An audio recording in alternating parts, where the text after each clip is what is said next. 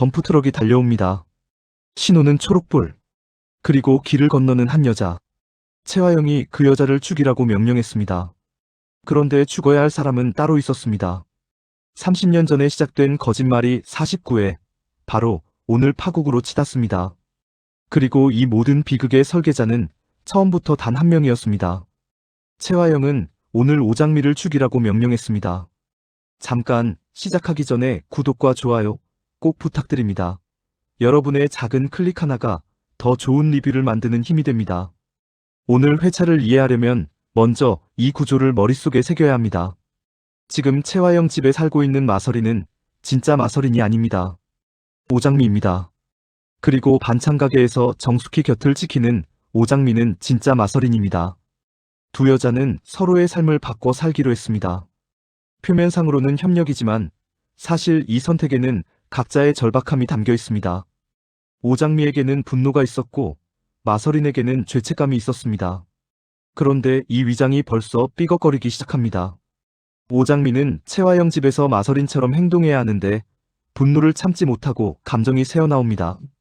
최화영의 눈에 뭔가 달라 보이기 시작한 것도 바로 이 감정의 균열 때문입니다. 반면 마서린은 반찬 가게에서 오장미 역할을 하면서 정숙희와 점점 가까워지고 있습니다. 그런데 그 가까워짐이 마서린에게는 또 다른 균열입니다.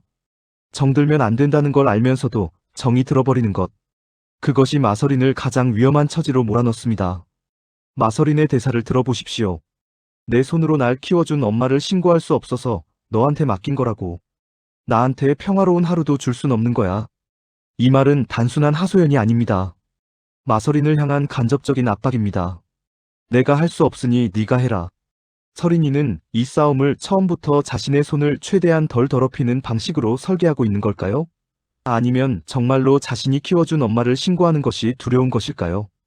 이 두 가지 감정이 동시에 존재한다는 것, 그것이 서린이라는 인물을 단순한 피해자로만 볼 수 없게 만드는 이유입니다. 반면 마서린은 다릅니다. 신호등 앞에서 오장미를 바라보며 속으로 이렇게 생각합니다. 오장미, 넌 우리 엄마를 몰라. 엄마가 얼마나 무서운 분인지. 너 같은 피라미가 이길 수 있는 상대가 아니라고. 최화영을 엄마라고 부르는 마서린.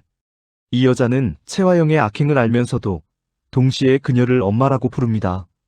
이 심리적 모순이 49회 내내 마서린을 가장 위험한 인물로 만드는 요인입니다. 그녀는 최화영을 막으려 하지만 그 방식이 오히려 오장미를 위험에 빠뜨리는 선택이었습니다. 여기서 한 가지 더 짚어야 할 것이 있습니다.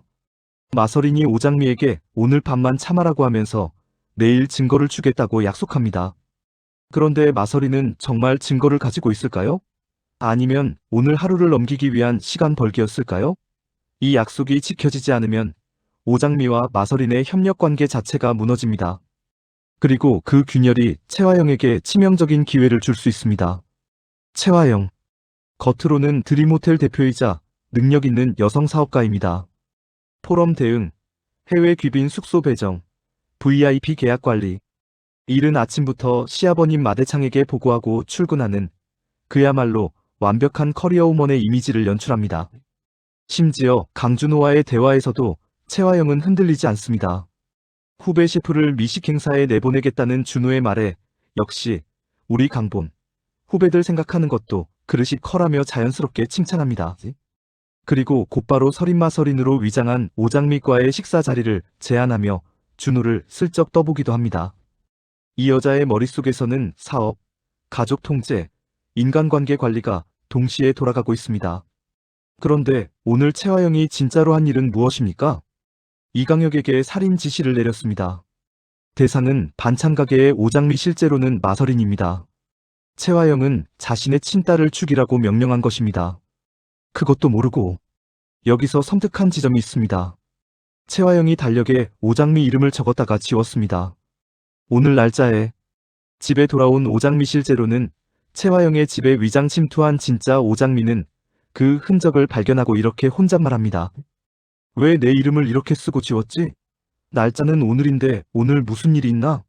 최화영, 또 무슨 꿍꿍인 거야? 달력에 이름을 쓰고 지웠다는 것. 이것은 단순한 메모 실수가 아닙니다. 처음에 계획을 세웠다가 흔적을 지운 것입니다. 지우려 했지만 완전히 지워지지 않은 자국처럼 채화영의 범행 계획도 49회에서 결국 드러나기 시작합니다. 채화영은 밤사이 마서린 위장한 오장미이 외출했다가 늦게 들어온 것을 이미 파악했습니다. 염산월에게 감시를 강화하라고 지시하고 금 아줌마에게도 단속을 명령합니다. 이 여자의 촉은 예리합니다. 뭔가 달라졌다는 것을 느끼고 있습니다.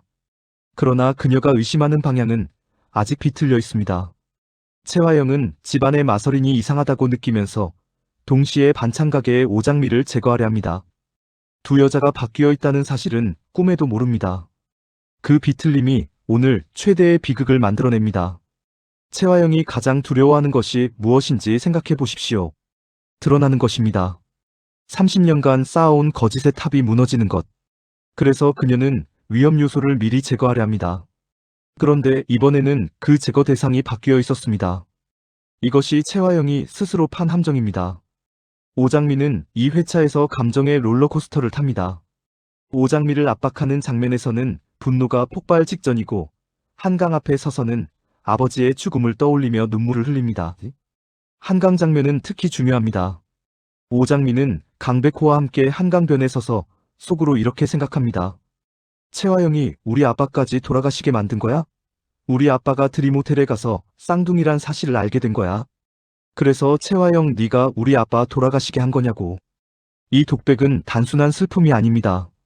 오장미의 복수심이 이제 아버지의 죽음까지 포함해서 새롭게 불타오르는 장면입니다. 그녀의 내면을 보면 채화영이 자신의 아버지 죽음과도 연결되어 있다는 확신이 생겨나고 있습니다. 드림호텔, 쌍둥이, 그리고 아버지의 죽음. 이 세 가지가 하나로 연결되는 순간 오장미의 복수는 단순한 진실 폭로를 넘어섭니다. 그것은 존재의 전부를 건 싸움이 됩니다. 그런데 여기서 질문입니다. 오장미는 정말 피해자일까요? 그녀는 마서린에게 증거를 내놓으라고 압박합니다. 증거가 없으면 다음 날까지 기다리라고 하면서도 자신은 채화영 집에서 정보를 빼내려 합니다. 이 여자의 행동은 정의 실현인가요? 아니면 또 다른 계산인가요? 오장미가 마서린을 이용하고 있는 것은 아닐까요? 마서린의 죄책감을 무기로 써서 자신이 직접 하기 어려운 일을 대신하게 만드는 구조. 이것이 우연이라고 볼 수 있을까요?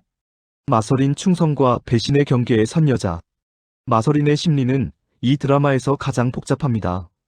그녀는 채화영이 유괴범이자 살인 미수범이라는 것을 압니다. 하지만 동시에 30년간 자신을 키워준 엄마라는 감정도 지우지 못합니다. 반찬 가게에서 정숙희를 보는 마서린의 눈빛을 보십시오. 자꾸 보면 정들어서 안 되는데? 난 내 갈 길 갈 거야. 라고 혼잣말하면서도 정숙희의 손을 잡고 나 많이 이뻐. 아주 많이라고 말하며 웃습니다. 이 여자는 자신이 진짜 딸이라는 것을 알면서 엄마를 엄마라고 부르지 못하는 상황에 있습니다. 그 감정이 얼마나 복잡하고 아플지. 시청자들이 마서린에게 감정이입하게 되는 것이 바로 이 장면 때문입니다. 마서린이 오장미에게 증거를 내일 주겠다고 하면서 내뱉는 말이 있습니다. 오장미 오늘 밤만 참아. 안 그럼 내가 죽어. 내가 죽는다고. 내가 죽는다는 표현이 단순한 과장일까요? 아니면 마서린은 채화영 곁에 있는 것이 얼마나 위험한 일인지 이미 알고 있는 것일까요? 이 말은 예언처럼 울립니다. 왜냐하면 오늘 실제로 죽을 뻔한 사람은 마서린 자신이기 때문입니다. 마서린은 오장미 핸드폰을 들고 백호의 전화를 받습니다. 그 짧은 통화에서 마서린은 당황하고 냉랭하게 끊어버립니다. 자신이 오장미가 아니라는 것이 들킬까봐 두려웠을 것입니다. 그 순간 마서린을 감시하던 이강혁의 부하가 움직이기 시작합니다. 마치 모든 것이 연결된 것처럼. 채화영 완벽한 악녀, 그러나 균열이 시작되다. 채화영은 49회에서도 여전히 완벽합니다. 표정 하나 흔들리지 않고 목소리 한 톤도 올리지 않습니다. 마대창 앞에서는 완벽한 며느리, 강준호 앞에서는 훌륭한 상사, 이강혁 앞에서는 냉혹한 지휘관. 그런데 딱 한 장면, 채화영의 균열이 보입니다. 밤에 마서린 위장한 오장미의 방을 확인하러 들어갔을 때 빈 방을 보고 아니, 얘가 아까 나가서 안 들어온 거야? 라고 중얼거리는 장면. 그 짧은 순간 채화영의 통제욕이 불안으로 변합니다. 이 여자에게 통제를 잃는다는 것은 공포입니다. 왜냐하면 그녀의 모든 것이 통제 위에 세워진 거짓 위에 세워진 것이기 때문입니다. 하나가 흔들리면 전부가 무너집니다. 채화영은 그것을 누구보다 잘 압니다. 채화영이 강준호에게 마서린 이장한 오장밋과 셋이서 식사를 하자고 제안하는 장면도 의미심장합니다. 준호는 단칼에 거절하고 나가버립니다. 채화영은 그 뒷모습을 보며 내 아들 언제 봐도 멋져라고 중얼거립니다.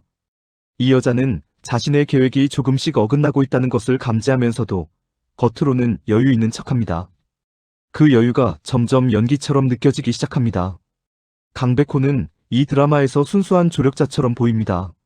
오장미가 힘들 때 곁에 있고 한강으로 데려가고 차 안에서 잠든 그녀를 바라보며 이렇게 말합니다. 장미씨, 내가 지켜줄게요. 아무 걱정 말고 자요. 미안하고 사랑해요, 장미씨. 아름다운 장면입니다. 그런데 백호는 오장미가 완전 딴 사람 같다고 느끼면서도 그냥 넘어갑니다. 안경을 벗고 렌즈를 끼고 스타일이 완전히 달라진 여자를 보고도 선봤어요?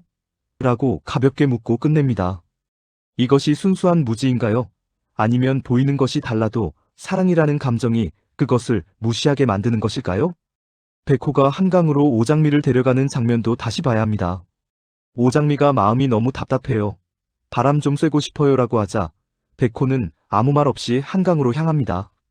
묻지도 따지지도 않고. 이것이 진짜 사랑의 모습처럼 보이지만 동시에 생각해야 할 것이 있습니다. 백호는 오장미의 상황을 얼마나 알고 있을까요? 알고 있으면서도 모른 척하는 것은 아닐까요? 가장 충격적인 장면은 바로 이것입니다. 신호등, 초록불, 달려오는 덤프트럭, 그리고 길을 건너는 마서린 오장미로 위장한 이강혁의 부하들은 오장미 실제로는 마서린을 표적으로 삼아 따라붙었습니다. 그런데 여기서 이상한 점이 있습니다. 이강혁의 부하가 처음 등장할 때 마서린이 전화를 받느라 신호등을 놓치는 장면이 있습니다. 부하는 왜 안 건너는 거야? 라고 묻습니다. 그리고 답이 나옵니다. 오장미 지금 전화 받고 있는데요. 이 전화는 백호가 건 전화입니다. 즉 백호의 전화가 마서린의 발걸음을 멈추게 만들었고 그 순간이 오히려 부하들에게 표적을 확인할 시간을 주었습니다. 백호는 오장미를 사랑한다면서 자신도 모르게 그녀 실제로는 마서린을 위험에 노출시킨 것입니다. 정말 이 타이밍이 우연일까요? 그리고 한 가지 더. 마서린은 오장미 폰으로 백호와 통화하면서 자신이 오장미가 아니라는 것을 들킬 뻔했습니다. 무슨 볼일? 나 지금 길 건너야 되는데 전화 때문에 신호도 놓쳤잖아요. 이 대화, 백호는 눈치채지 못했을까요?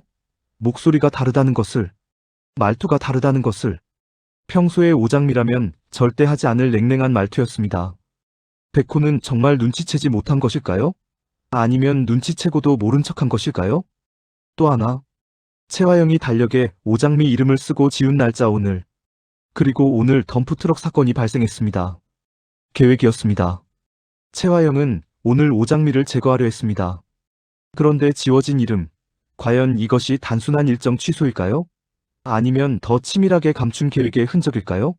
지운 것이 오히려 더 많은 것을 드러내고 있습니다. 정수키를 보십시오. 옷의 지능으로 퇴행했다는 그녀가 마서린 오장미로 위장안의 팔을 꼭 붙잡으며 오키토키 없어지면 안 된다고 말합니다. 그녀는 앞에 있는 사람이 진짜 딸이 아니라는 것을 알고 있는 걸까요? 아니면 본능적으로 뭔가 달라진 것을 느끼는 걸까요? 5세의 지능을 가진 여자가 30년 만에 돌아온 진짜 딸을 알아보지 못하는 것이 과연 당연한 일일까요? 모성은 이성이 아닙니다. 본능입니다. 정수키가 오장미 실제로는 마서린의 팔을 잡고 놓지 않는 그 장면. 그것이 이 드라마에서 가장 잔인하고 가장 진실에 가까운 순간이었습니다. 그리고 오태평. 반찬 가게를 지키는 이 남자는 오장미 실제로는 마서린에게 요즘 바쁘다. 또 어디 가냐? 라고 묻습니다. 그리고 네가 친구가 있어? 일한다고 만나던 친구들도 다 떨어져 나갔으면서? 라고 합니다. 이 말은 단순한 핀잔이 아닙니다. 오장미 마서린과 평소와 달라졌다는 것을 오빠인 오태평이 느끼고 있다는 신호일 수 있습니다. 오태평은 눈치채고 있는 걸까요? 덤프트럭이 마서린을 향해 달려갑니다. 오장미가 안 돼! 를 외칩니다. 이 장면 이후 세 가지 방향의 전개가 가능합니다. 첫째, 마서린이 살아남는다면 채화영은 자신이 친딸을 죽이려 했다는 사실을 모른 채 오장미를 제거하는데 실패했다고 판단할 것입니다. 그리고 더 극단적인 방법을 모색할 가능성이 있습니다. 이 경우 채화영의 폭주는 걷잡을 수 없어집니다. 한번 살인을 시도했다가 실패한 사람은 더 조심스러워지거나 아니면 더 대담해집니다. 채화영은 어느 쪽일까요? 둘째, 마서린이 부상을 입는다면 신분이 드러날 위기가 옵니다. 병원에서 신분 확인이 이루어질 수 있고 두 여자의 위장이 무너지기 시작할 것입니다. 그 순간부터 채화영의 계획 전체가 오류로 가득 찼다는 것이 밝혀집니다. 그리고 마대창도 강준호도 더 이상 외면할 수 없게 됩니다. 셋째, 그리고 가장 극단적인 가능성. 오장미가 마서린을 구하는 과정에서 강백호가 개입합니다. 백호가 현장에 나타난다면 그는 단순한 조력자가 아니라 이 싸움의 핵심 변수가 됩니다. 백호가 움직이기 시작하면 채화영의 가장 취약한 고리인 강준호와의 관계에도 균열이 생길 수 있습니다. 아버지와 아들이 같은 여자를 두고 다른 편에 서는 상황. 이것이 이 드라마가 향하는 가장 충격적인 방향일 수 있습니다. 마대창. 지금까지 방관자처럼 서 있던 이 남자가 더 이상 집안의 이상한 기류를 외면할 수 없는 순간이 다가오고 있습니다. 호텔 VIP 계약 문제, 채화영의 이상한 행동, 염산월과의 갈등. 이 모든 것이 마대창을 압박하고 있습니다. 모든 폭풍이 한 점으로 수렴할 때 마대창은 어느 편에 서게 될까요? 오태평도 변수입니다.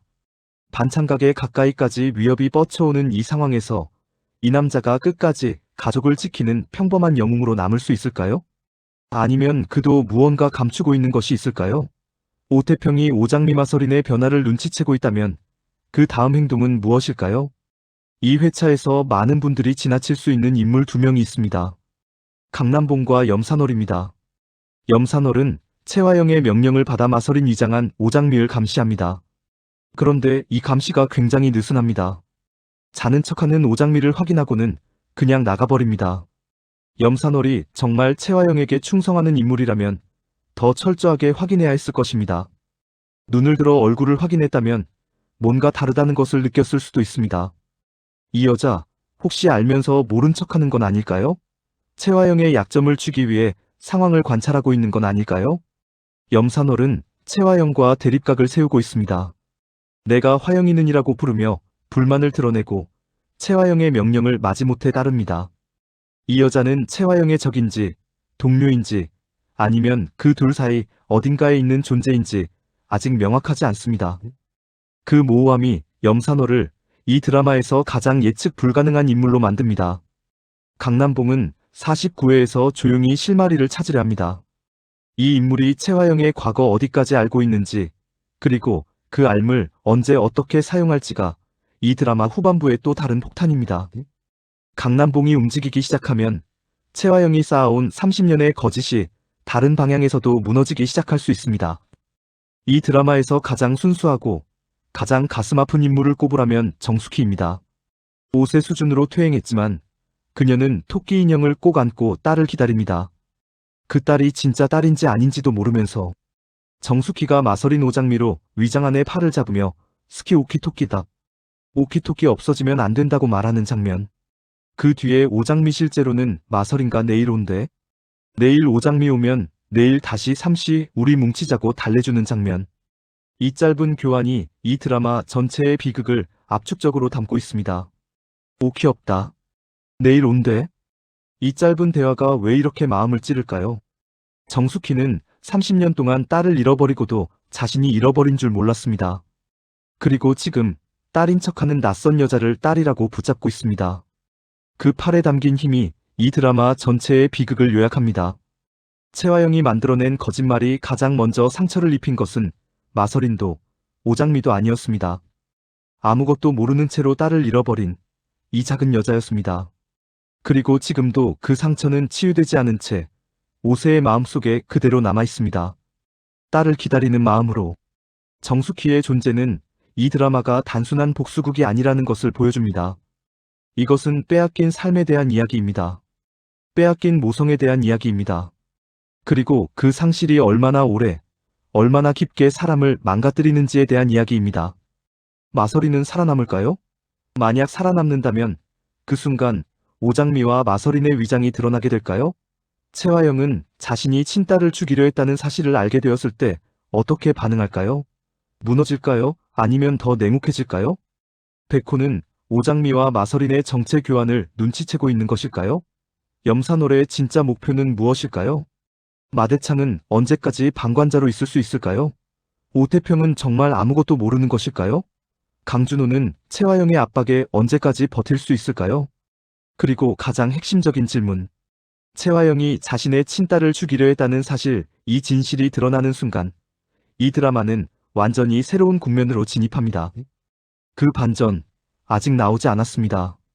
다음 화를 보면 오늘 이 장면이 전혀 다르게 보일 겁니다. 달려오는 덤프트럭 앞에 선 여자, 그 여자의 이름이 누구인지 채화영이 알게 되는 순간이 이 드라마 최대의 파국입니다. 이 인물이 무너지기 시작하면 모든 관계가 끝납니다. 오늘 리뷰 여기서 마칩니다. 구독과 좋아요 아직 안 누르셨다면 지금이 바로 그 타이밍입니다. 다음 회도 함께 보겠습니다. 감사합니다.